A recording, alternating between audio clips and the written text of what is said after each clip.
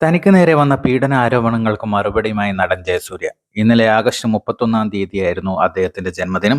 ജന്മദിനാശംസകൾ നേർന്ന എല്ലാവർക്കും നന്ദി അറിയിച്ചുകൊണ്ടും ഇത്തരത്തിലുള്ള വ്യാജ പീഡനങ്ങൾ ആരോപിക്കുന്നവർക്കെതിരെ നിയമ നടപടി സ്വീകരിക്കുമെന്നും പറഞ്ഞുകൊണ്ടായിരുന്നു അദ്ദേഹത്തിന്റെ സോഷ്യൽ മീഡിയ പോസ്റ്റ്. സ്വകാര്യ ആവശ്യങ്ങൾക്കായിട്ട് അദ്ദേഹം 1 മാസത്തോളമായിട്ട് അമേരിക്കയിലാണെന്നും കുടുംബസമേതം അമേരിക്കയിലാണെന്നും ഇതിനിടയിലാണ് തീർത്തും അപ്രതീക്ഷിതമായി ഇത്തരത്തിലുള്ള വ്യാജ ആരോപണങ്ങൾ തനിക്ക് നേരെ വന്നതെന്നുമാണ് ജയസൂര്യ ആരോപിക്കുന്നത്.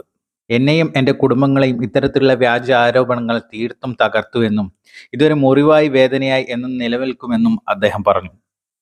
തന്നെ കൂടെ ചേർത്ത് നിർത്തിയ ഓരോരുത്തർക്കും ഈ ഒരു പീഡനാരോപണം തീർത്തും വേദനാജനകമായി എന്നാണ് അദ്ദേഹം ആ സോഷ്യൽ മീഡിയ പോസ്റ്റിൽ കുറിച്ചിരിക്കുന്നത്.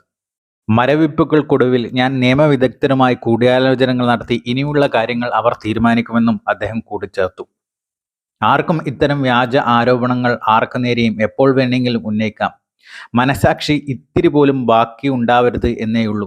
പീഡനം പോലെ തന്നെ വേദനാജനകമാണ് വ്യാജ പീഡന ആരോപണം നേരിടേണ്ടി വരുന്നതും എന്നോർക്കുന്നത് നന്ന് എന്നാണ് അദ്ദേഹം ആ പോസ്റ്റിൽ കുറിച്ചിരിക്കുന്നത്.